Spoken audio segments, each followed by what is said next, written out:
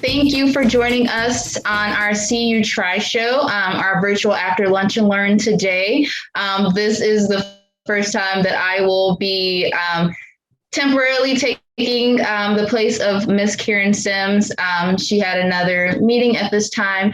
However, we are excited because we have two of our own peer ambassadors joining us for a conversation today to talk about BIPOC Mental Health Awareness Month from the perspective of youth in the community. As we always say, the views and opinions of our guest speakers are not the same or those of TRI as an organization, but we are excited that you are here and we are ready to buckle down for a nice conversation over the next hour. And so I just want to start with introductions, talk about why you're here, and we can move into the conversation. So hi, my name is Samyra Leonard. I am the program coordinator for the Trauma Resilience Initiative. People may know me or recognize me. I, do a lot of the back end and sending emails and whatnot. So you will see my name. But I would like to introduce Miss Cass, and then you can pass it over to Denilah.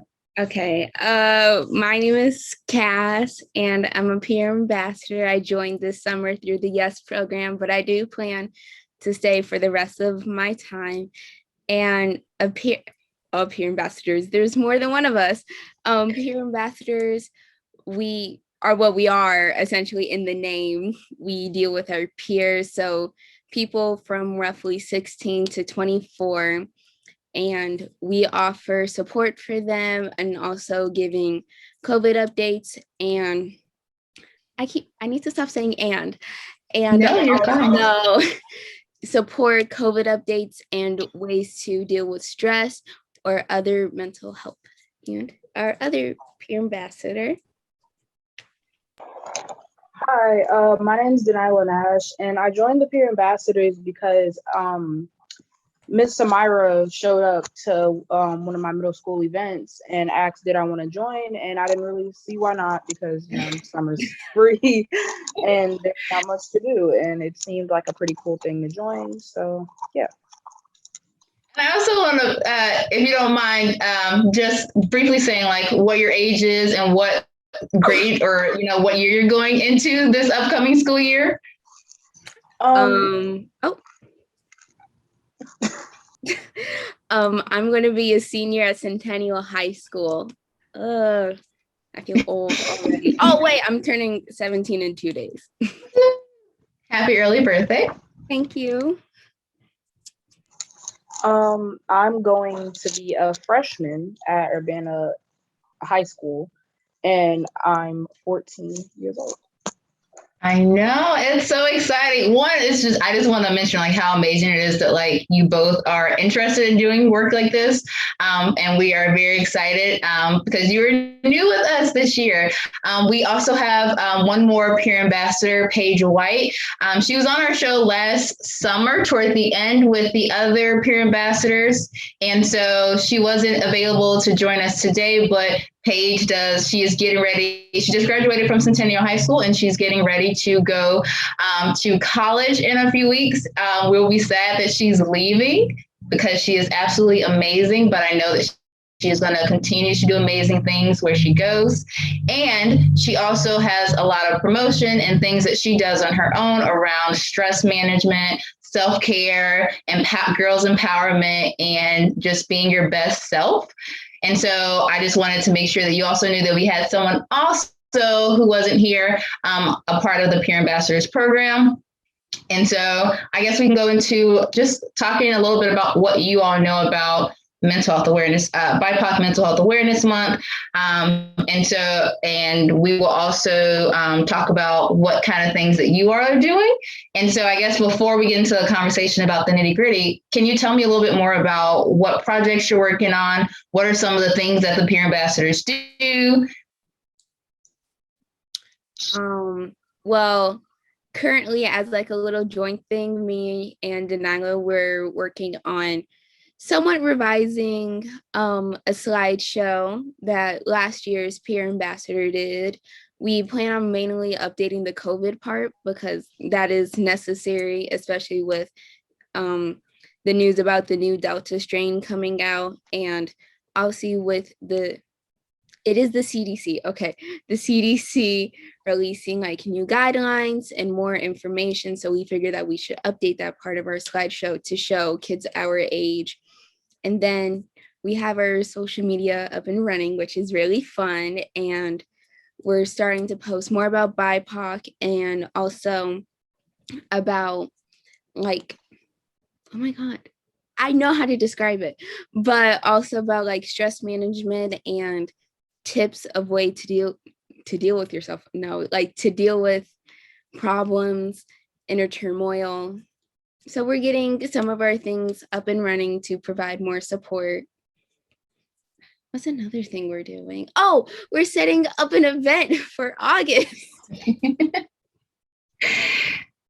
Absolutely. No. Yes, it'll be. We were doing something and I went, we're doing something. You're doing a big thing. So helping with preparing for a family fun back to school event. So our peer ambassadors, I don't know if I mentioned, I believe we talked about it when they were on our show, was it last week? Actually, with the other neighborhood leaders, or 2 weeks ago, our last show. Yep. And so they are part of our Healing Communities effort through the city of Champaign. And so we weren't able to do our initial family fun kickoff event that we had planned a couple of times. Weather, was an issue. There are a couple other like logistical things. However, we will be partnering with other community organizations to plan a family fun back to school event in a few weeks, actually. So look for that information to come. Is there anything else that you wanted to highlight about some of the work that you are doing? Because you're, like you said, helping your peers talk about stress, like how to deal with it, how to manage it, preparing for back to school, dealing with anxiety around having to like transfer back into this in-person setting when we've been virtual or a hybrid, combination of that, school and meeting with people over the past almost 2 years. And so that is a big step for people, and that's a big transition to prepare for. Also, you've been doing things around promoting wellness, self-care, increasing people's awareness of what BIPOC Mental Health Awareness Month is, promoting that family connectedness, getting active in the community, peer-to-peer conversations, so social media. You did a group at Urbana Middle School a couple of weeks ago. It was a Black Girls Empowerment group. And so you've been doing amazing things. And so I wanted to ask before we move into the conversation, was there anything else you wanted to add, Janila?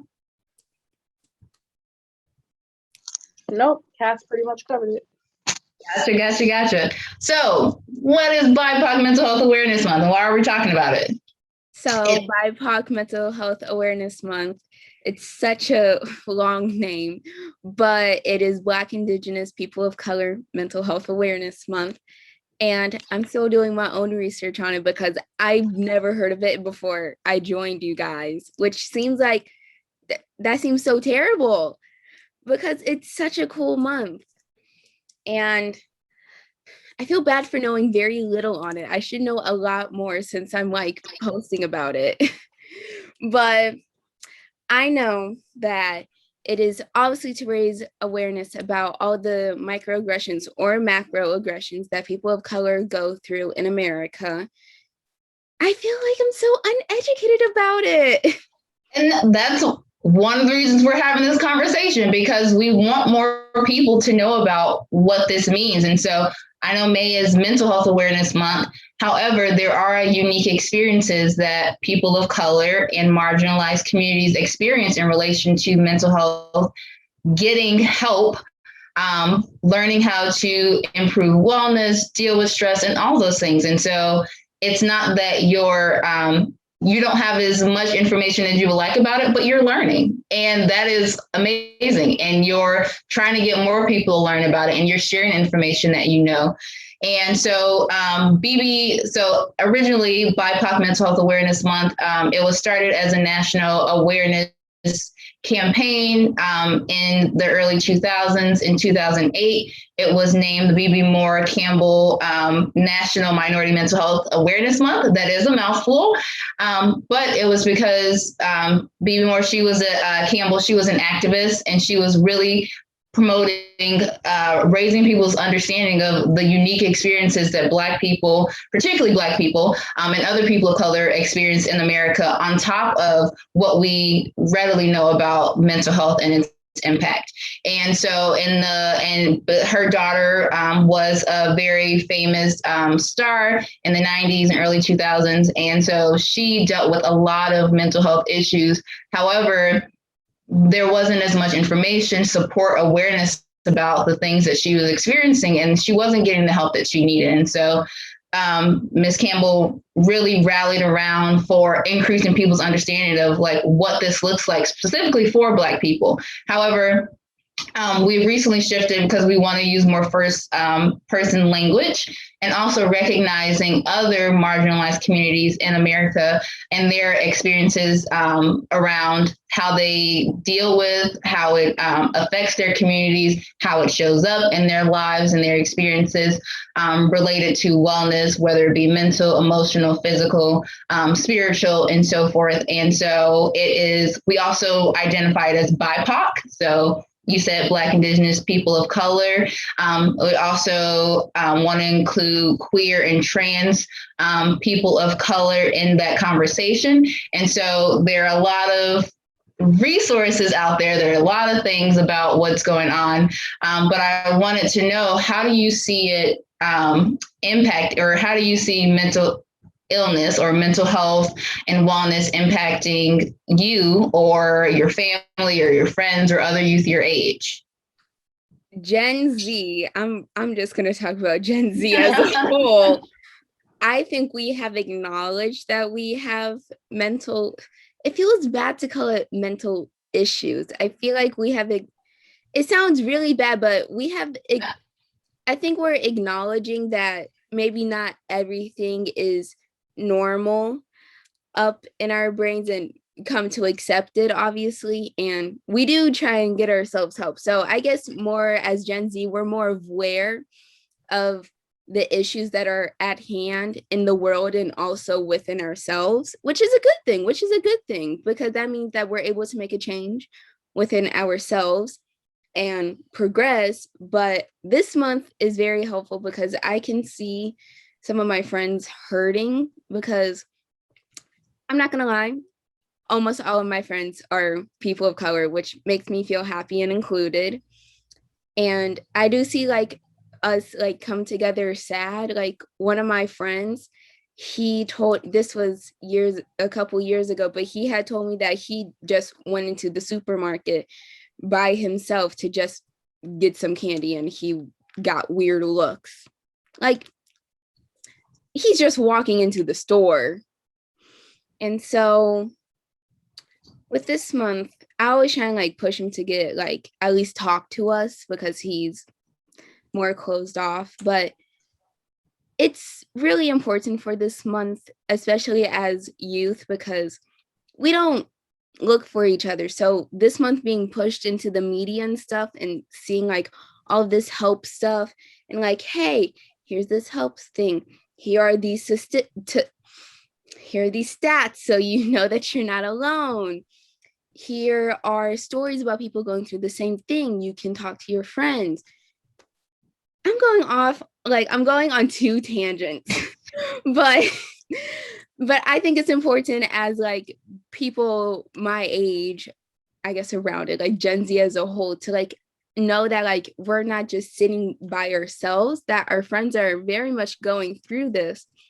Because when I think of myself as like somebody mixed and like on the lighter side, I feel like I haven't experienced like any microaggressions until like obviously I think back on the moment years later and it affected me.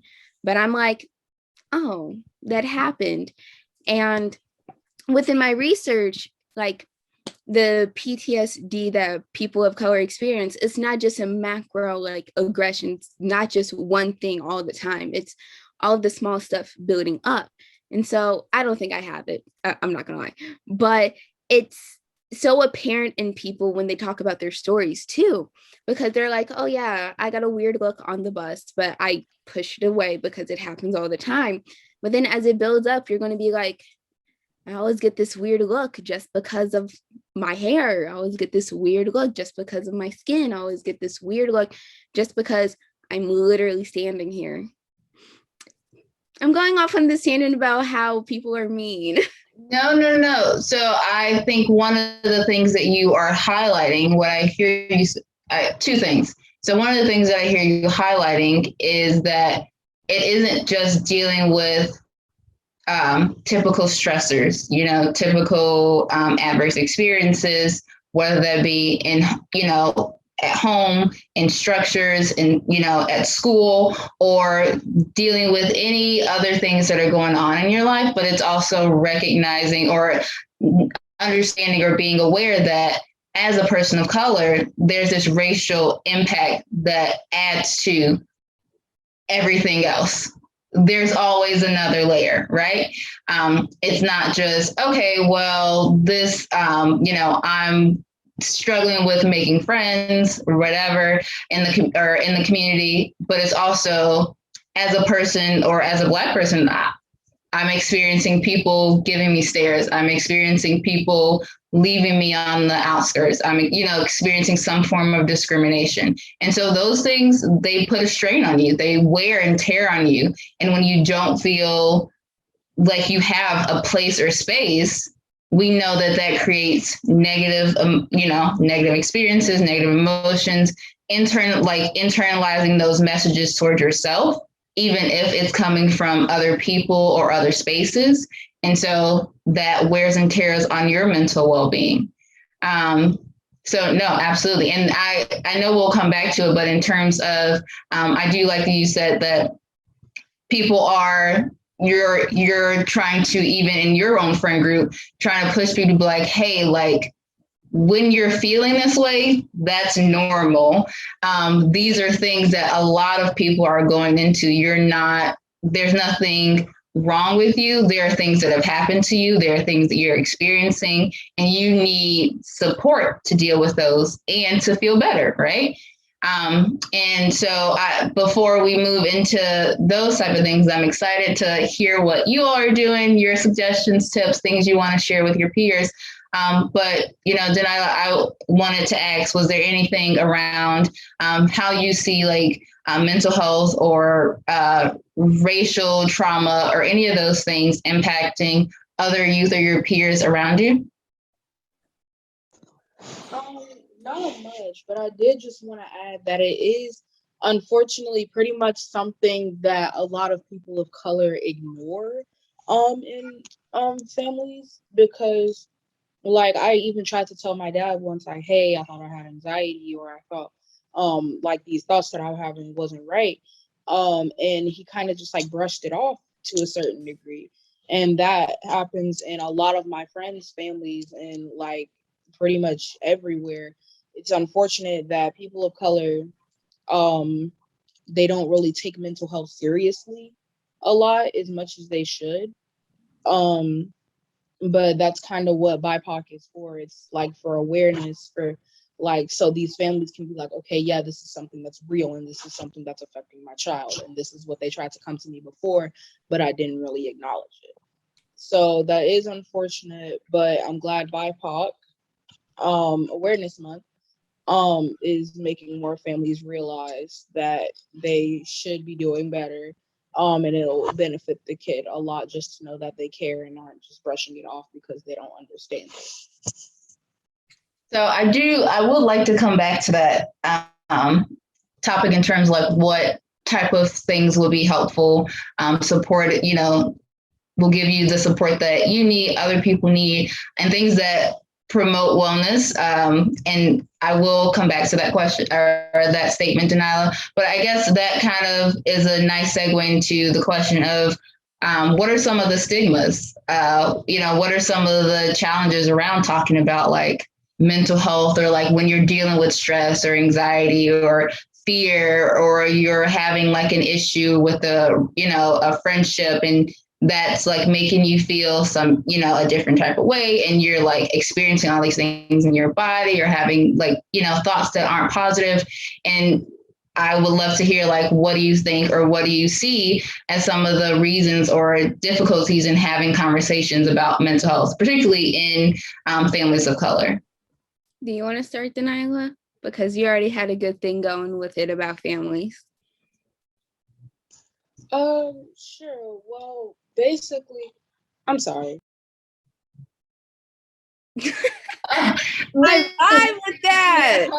No, I really vibe with that. Okay.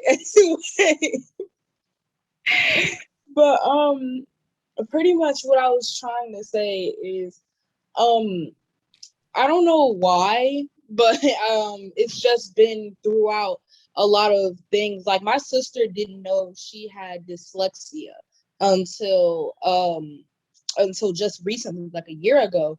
And I feel as if she tried to tell my granny or my dad something like that when she was my age, they wouldn't have believed her, because it's just not something that's talked about in Black families. And unfortunately, the mindset that a lot of Black and other people of color families have, unfortunately, the mindset is, if it's not physically affecting you, it isn't real. So, and I really feel like this month is the month to try to change that, or at least make people more aware, and stuff, all different types of things. I completely agree with Deniala. Like, in people of color families, they don't tend to see it as true. Like, I've had like this complete, like, I am set on this path of becoming a clinical therapist since 8th grade. So I've been wanting to do this for 4 years. Yeah, 4 years. And I told my mom, she's like, okay, Cassie. I tell my father, okay. And then I tell my grandma, she's a nurse. She's like, okay, Cassandra. I tell everyone on my mom's side who is Black and on my dad's side who is Cuban. They're like, you sure? And I went, yes, I am. Because as my mom said to me once, she's becoming more accepting, but she's like, yeah, there needs to be more people of color therapists. And I'm like, oh my God, you're on my side, because this is a fact. There is not a lot for patients to connect with, because both of the therapists that I had in the past, they were white. So I was kind of hesitant to share some of the stuff I went through as like a person of color to them. I can't tell them about that. How are they going to react? Because like, you're supposed to be like not biased, obviously, when you're a therapist, but like when it's a person of color talking to a white person, it's different than a white person telling their experience to a Black person. Well, it's different both ways, of course, but I guess it's more scary as a person of color telling their experience to a white person. You're muted. Oh, goodness. Oh, yes. There's a little background noise. But in terms of there are a couple things I heard you both say. And so in families of color, there has been a culture of, if it isn't directly causing physical harm or physical problems, then you're okay. But we know that we're trying to move as a community towards changing that message, right? Saying like, these are very real experiences, but we also have to recognize how our parents were raised and how their parents were raised, and giving what things were going on in society. It wasn't, focusing on survival rather than like, okay, well, like you have all this mental health. I mean, you have like all these like experiences, all this stress, all this trauma that is happening around you, but you don't have the space to say anything. We are really trying to survive and trying to thrive in any way that we can, but also dealing with all the continuous battles and discrimination and problems that the world is throwing at us. And so we also have to recognize that people were raised, but also our parents were raised to kind of, or not kind of, but we're raised in the sense of, okay, like you're here, let's get you where you need to go. Anything else that doesn't help you like improve your life on the go isn't our main focus. And I know I know that we're somewhat close in age, but in terms of, I know Cash likes to always. Ancient, but okay. Okay. Thank you. But it has been, like I said, a culture of whether it is a physical thing, okay, but also knowing that people of color have significantly experienced discrimination in the helping systems. So even if people were reaching out for help, they were not believed, they weren't giving adequate care, they were giving Band-Aid fixes to problems that can't be solved just through talking or just, through medication, or, there's a whole nother conversation around like misdiagnosing, trauma symptoms or normal developmental things that people are experiencing, because as a society, we kind of are like, okay, is there a Band-Aid fix to this? Can I give you something quick so then we don't have to deal with it? However, we know that there are a lot of things that can help, if we put in our community, if we're having conversations with each other, if we're providing safe spaces, if we're engaging in things that are brain healing and allow us to get some of that physical energy and release those positive hormones in our bodies. If we have those things, that benefits us, and that decreases the extent of the anxiety and stressors that we deal with on a day-to-day basis. But it's kind of hard to do that if you're fighting to survive, right? Yeah. Absolutely. So I guess this is around the halfway point, and we've talked a little bit about like what your experiences are, your understanding of BIPOC mental health awareness is, how you've seen it show up in your lives, and also the lives of your peers.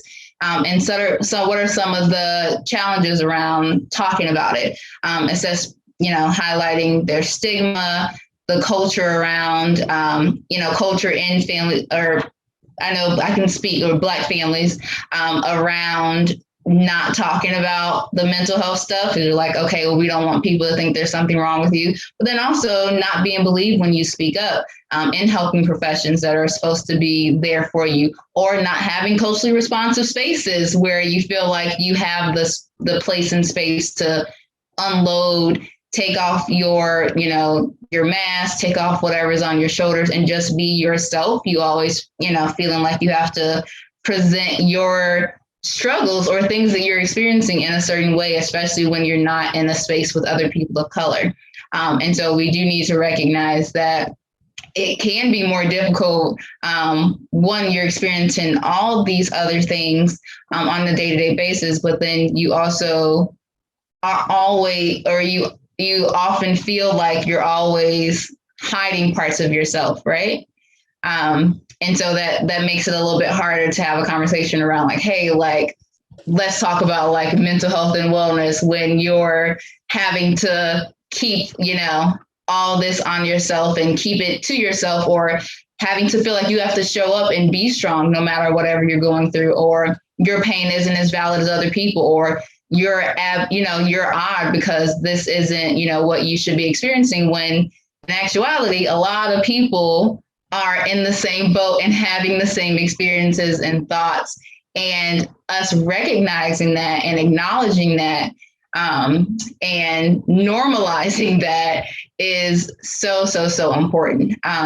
So I want to ask you, although we do, we talk a lot about trauma and adversity and toxic stress and all these other things, but we also really, really, really push for talking about resilience, because we have and can strengthen our ability to deal with and bounce back from adverse or stressful experiences.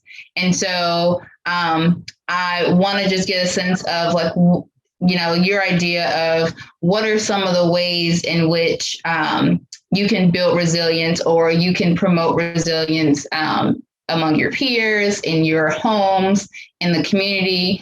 And if you want to, like, why is it important to do those things? I'm thinking out my sentence first. No, you're good. Ways to promote resilience obviously is promoting other social media that also provide help if we ourselves cannot, but also providing tips on how to like calm yourself or ways that you can do self-care. Like exercising is one that I don't do, but exercising is one that a lot of people say like it gets your minds off everything and also releases energy. Or my favorite, eat or bake specifically, but eating is a good way because it puts your mind on a happy thought like, oh my God, this is really good. But like just more happy things. So it's not to try and get rid of the bad thoughts. They're there, of course, but it's to also make you think like, I can get through this. I can end up in a happy spot. I can get myself always back to this spot, even after the bad stuff happens. And I can strengthen myself. And I know these techniques and tools. So when the next time a drop comes or like a sad bout comes, I can pick myself back up. I shouldn't have said stress eating. No, eating, you can do it mindfully also. We lost Nyla. Hopefully she'll be able to join back. You can be mindful in your eating to really focus on you tapping into your five senses as you're eating it, to bring your attention to focus, to actually enjoy this, like the savoriness of foods.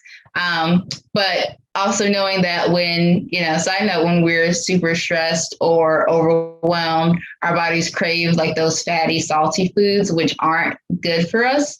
But, sometimes we just still eat it because we're like, oh, it's just so good.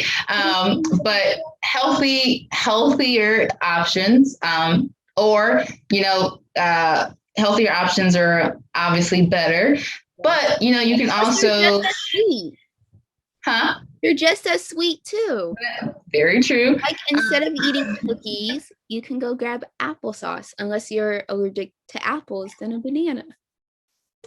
Yes, those are two good examples.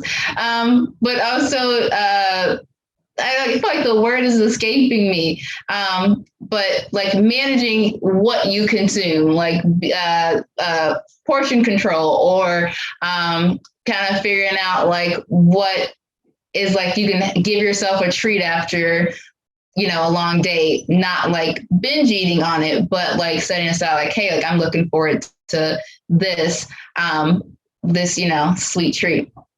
I often say I can't. My weird fact is like I'll be like hungry for a banana at school if they don't have it, and so I'll be like, oh, I can't wait to eat a banana, and everyone's like, a banana. Out of all the things, you're not gonna say, oh, I can't wait to eat my cake after school. I'm like, well, my mom just bought bananas, so yeah, I'm excited to eat a banana.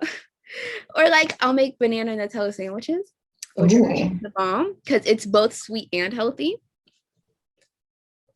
I do suggest that. I like that. No. For little kids, especially for little kids, because I had it when I was a little kid. I love it. But fruit, get them to eat that. That is a nice, little combination. But also, aside from, eating food, you mentioned a couple other things in terms of exercising. There are ways, individually where we can take care or engage in like wellness-based activities or self-care, as we often identify, but doing things that bring you joy.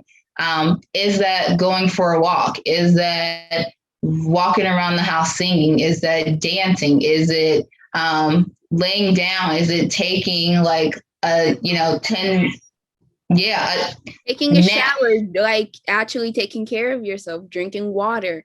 Mm-hmm. In some cases, playing a nice calm game is nice. Mm-hmm. I don't suggest Animal Crossing. That game is actually quite stressful. I haven't paid off my debt yet. I'm still in debt to a raccoon. Know nothing about Animal Crossing.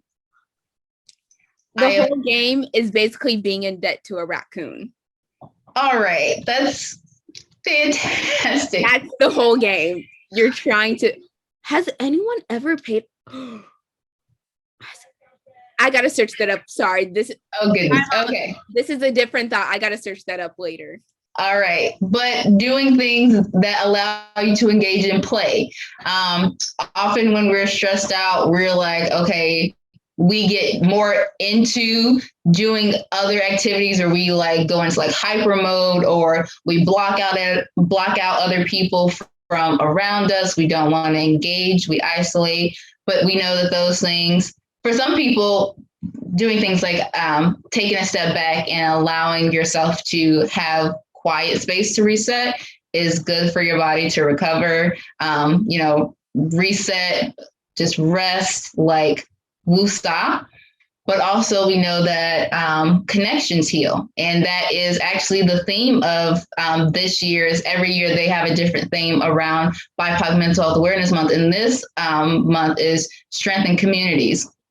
So really going for really recognizing or identifying other ways in which people can connect with each other, find safety and validation and comfort and freedom in spaces with other people of color and other communities that recognize different parts of their culture and identity. And so one of those things is, we always say is, all healing happens in the context of relationships. And knowing that, I feel like, has been one of the most life-changing things for me, especially as a person of color. And I know you mentioned it in terms of when we're like seeking help from other people, we kind of want someone who can relate to us, right?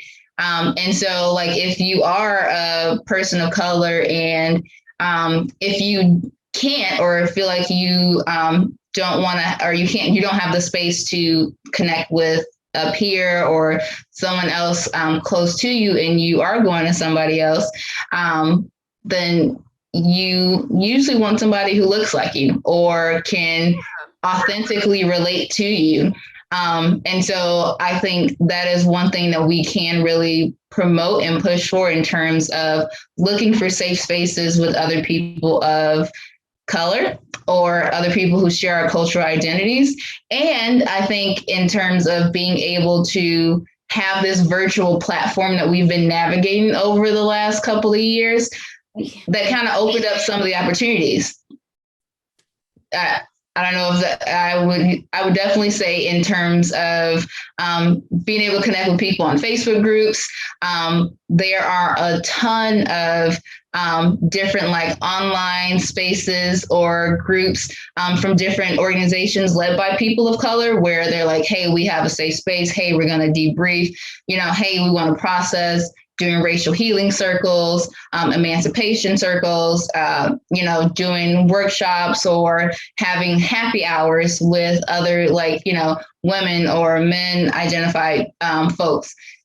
You also can find groups of people or look for spaces. There are people that go out and do stuff in the community. Like maybe there's a walking group, maybe there's, some group through the park district, or maybe there's a group that can connect online, but then you actually meet in person to engage in some similar activities or hobbies that, bring you joy.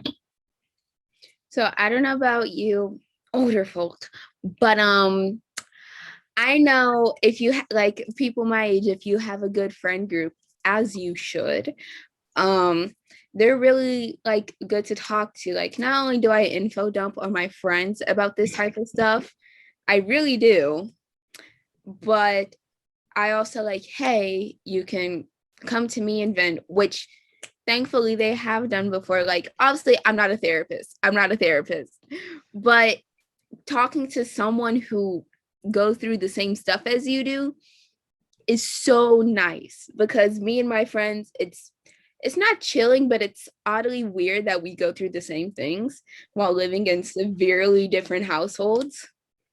Like one of my friends, they what is it? They're also a person of color. They're also mixed, just not with like Black and stuff, but they're mixed as well. And we both have epilepsy, but they have a completely different life. And yet we have almost all the same like problems. And they come to me and I'm like, I relate to you not only on a spiritual level, I relate to you not only on a spiritual level, but I relate to you like in every single way. I get you. And so you're completely not alone.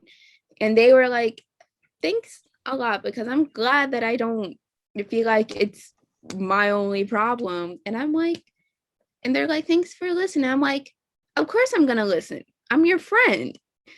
It's my job to be your friend, to be here and support you. And also with my other friends, like we always come to each other whenever we have problems.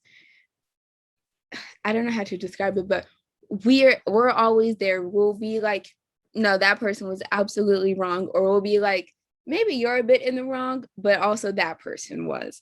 Because most of the time, obviously with your friends, you're going to be the same person. But, but no, like they're there for you. One of my friends, it wasn't even her problem, but she came to us for help and advice. And me and the dude were like, we gave advice for how she, like our friend herself, should deal with the issue and help her friend. Which that's what you're supposed to do as friends. You're supposed to help each other and lift each other up. I really love my friends. If you can't see, I really love them. No. I definitely agree. And you're highlighting some of the things, like you have the opportunity to connect with people who you feel safe with, right? Like you have that safe, trusting, loving, affirming relationship. And even when you are going through things, because you have that, you feel as though you're able to get your needs met and being heard, being validated, and then you do some problem solving together, or you get feedback, or you have a sounding board, or you're just able to get it, whatever this event, and just let it go. And sometimes that is all we need, a space for people to just listen to us and not. I know we talked about that. We talk about this sometimes in training about how do we be active listeners? How do we support people when we're going out and acting as helpers or healers? But asking people, what do you need in this moment? I feel like if we ask people that more directly, or saying, how can I support you? Like, you tell me what you need, and not assuming for you. And so if a person says, I just need you to listen, you're just listening. If I want you to give me advice, like, hey, like, let me hear the situation. Let's problem solve together. But it also takes you showing up authentically, being like upfront, honest, and transparent about like what you can offer. And if there are things that are not within your ability to support, or there are things that can be overwhelming for you, also being able to communicate that. I'm so happy that, you're able to reach out to your friends when you need help. But sometimes, when we have friends, sometimes we have to make sure that we have those boundaries around what you can give of yourself and what people can, not take from you, but receive from you, and making sure that you have those boundaries quite clear. And that's also something that promotes mental wellness, in terms of creating your own self boundaries about being realistic, what you can do, what's in your wheelhouse, what you can deal with at the moment, what you want to do in terms of spending your time and energy, because it's so valuable. And we know that when we're giving and giving and giving, we're just like, we're emptying ourselves out, but we can't, without it being restored or something pouring back into us as positive or healthy or healing, then we get tapped out and we get stressed and we get angry and irritable and all those type of things. So I definitely understand your point. And I think in terms of thinking about back to school, I know we're getting close to time, but all this back to school anxiety, thinking about how we, less than a month. I know. And thinking about like how we're preparing and supporting each other, our friends, family, our community. How can we come together and connect? How can we offer spaces and solidarity to allow people to voice their concerns, where we share, tips and strategies about how to deal with things that we're all experiencing, and normalizing these experiences and these fears and anxieties and thoughts and so forth. And so I think that could be, I know we'll have a longer conversation about back to school anxiety. We have a couple of things planned in terms of providing or sending out information and sharing it with the CU community, but it is like a scary thing. And so how do we strengthen our connections that we have with our friends, our families? Is it scheduling phone calls? Is it doing some outside, activities or lunch dates, or doing virtual happy hours? Is it looking for groups online that share the same hobbies as you? Is it looking for spaces? Is it starting a space? Because other people may be, if you don't feel like there's a space or a platform for you, if I feel, I don't know, I may be wrong, but I feel like if you're tapping into what some other online resources are doing, reaching out to a friend and saying, hey, like I want to create a space for this, or I want to see if I can connect with more people who are in the same boat as me. You're putting yourself out there and looking for other people within a community. I feel as though you'll be well received and people will want to be like, hey, yes, like I'm going through the same thing. Oh my God, like I'm so glad that, this is a new space or this is a new possibility. So, were you going to say something? Everything that I was thinking, because like kids my age, most of us, we have Facebook accounts. That's what I'm going to say. We have Facebook accounts. Not a lot of us use it, but we have them to keep up with our family. But I've joined a couple groups, not on Facebook, but on Discord. There are groups where people also connect. Sometimes it's servers with friends and friends of friends, and it's nice to connect and talk to kids your age, because it's like, oh, I'm also scared of school. You act like I want to go take AP Psych. Like, not a lot of people did good on their AP test this year. We all talk about it. Like, I posted that on my Instagram story, and two people who were my classmates, I talked to them, but like, I don't talk to them, but they're like, oh my God, I'm so glad we got the same score. And that's also like a nice thing to know, like your classmates, people who you barely talk to, are also in the same boat. So it just like gives your heart a bit. Calmity isn't a word, is it? It's not a word. You're asking the wrong person. Say calmity. I mean, words are noises. Words are noises. So it gives your heart like a sense of calmness, or like happiness, like, oh, I'm not alone. Mm-hmm.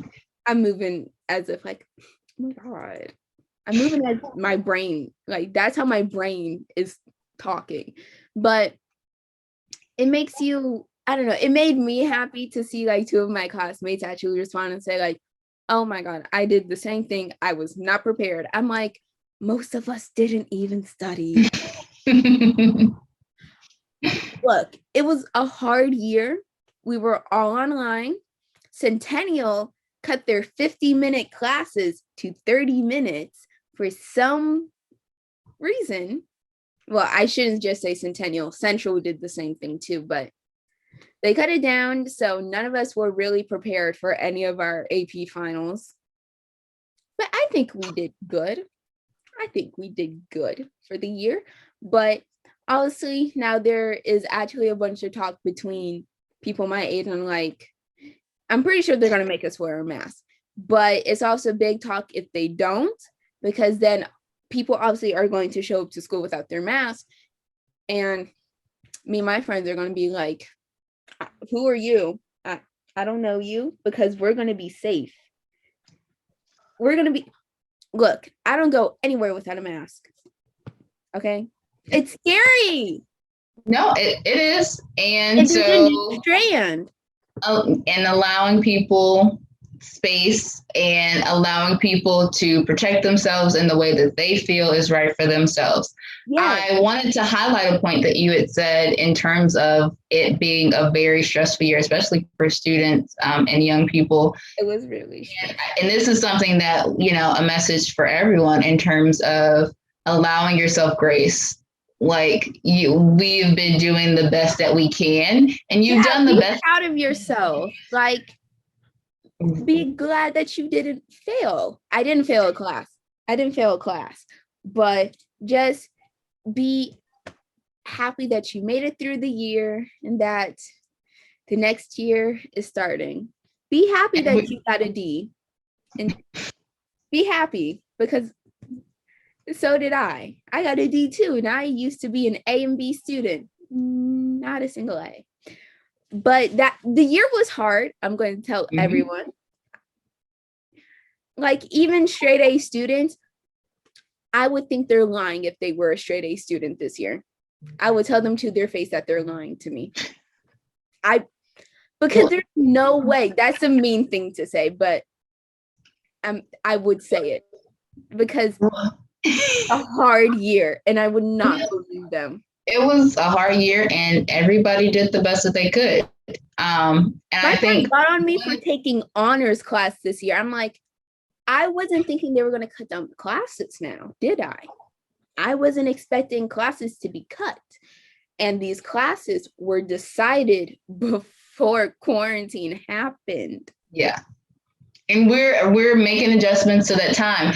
And I know that we had talked about this in spaces that we've been in, but also recognizing or affirming people and their experiences and letting them know it's also okay to not be okay. Yeah. Like, we're going through a lot. We've been going through a lot for a long time.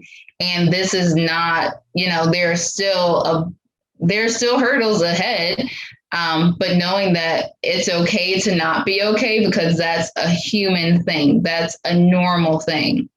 And so how do we, I think, I know we're getting toward the end of our time, but letting people know, and this is one of the messages that we want to share with people, when you're not okay, there is support for you. There are different spaces available, and there are people who want to help. There are people who want to listen. And so all people, helpers, healers, friends, encouraging you to reach out and offer that support, but also know that when you're not okay, we want to encourage you to reach out for the help that you need, because there are things available. And we do want to promote more safe spaces that are affirming and supportive, and allow for you to take off your guard and, unwind. And so we have to, one, continue to create those spaces. If you know of any spaces, to share them with other people. I want, in our final few minutes before I wrap up, I wanted to ask Cass, is there anything or any messages or final thoughts that you have that you want to share with peers about how to be themselves and how to get through, the next couple months, or in preparing to move forward and deal with this new transition, but also all the things that they're experiencing, particularly for our youth of color? Obviously, still be yourself. Don't care what others say unless it's an important situation. Like, don't wear polka dots to a fancy tie event, but be yourself. Talk to your friends if you do truly trust them and that they are your friends. Talk to them. It's nice, and it's okay to cry. It's very therapeutic in times, and don't ignore your feelings. Ignoring them hurts, and then they come out in a big burst, and it's not good. Oh, and since school is starting, don't really think about how stressful your classes are going to be, because then you're just going to be stressed for the rest of the summer. Like me, I keep thinking about how almost all of my classes are honors, but I'm about to be gone, so I don't got to think about that. No, I love those words. I get to think about all the nice food and clothes. Like, just think about that. Think about, like, if you're able to go back to school shopping, think about all the nice clothes you can get. Think about, like, all the nice things you could do with your friends. Like, me and my friends, we're hanging out on Monday just for the funs of it, because why not? So things that, I know we're about to wrap up, but things that promote wellness and healing, finding spaces in the community, whether it be in person, virtual, whatever is safe and comfortable to you, where you can be listened to, where you can share what you're going through, where you can be heard, where you can connect with other people who have similar experiences to you, engaging in play, doing things that get you physically moving, because that can get you out of this part of your brain and into the more active part of your body, and that allows you to de-stress. Doing things that are fun to you, doing things that are meaningful. I'm trying to think, eating good foods, getting enough rest, doing all those basic self-care things in terms of taking care of your physical self is so beneficial to your mental and emotional self as well. It is, like, I don't know, like, taking care of yourself is fun to me for some reason. Like, doing like a proper wash day is fun to me, even if combing my hair is the worst thing on the planet. It's fun doing like a proper wash day, or like taking care of your skin. Whenever I drink water, I'm like, oh my God, look at me. I'll do it for like a week, and then I go back, where's that mango nectar? Where's that mango nectar? Let me drink concentrated sugar. And also, I love it. But also know that there are resources available. There are people who want to listen. We will be sending out a fantastic newsletter on next Monday. So be looking out for that email and that post for people of color, the variety of things that people need during the different parts of their lives, from young adults, parents, and caregivers to older adults. Reach out when you need help. Know that there are places and spaces that can support you. And I guess a couple of other things before we have a couple more minutes. Know that we will be doing some more wellness-based conversations in the month of August. We are really, really pushing for connectedness, getting or strengthening the family unit so that you are fortified for this upcoming school year, making sure that you're taking care of yourself, making sure that we are equipping more community members and neighbors to be able to support and take care of their neighbors through the various stressors in life and navigating different situations and resources. Know that if you have things that you want the Trauma and Resilience Initiative to post or share more information about, send us a message on Facebook, email us. We will be starting back up our GRIP group, our Gaining Resilience in Tough Times for young adults. So know that that is happening. We will be offering drop-in hours with some amazing people.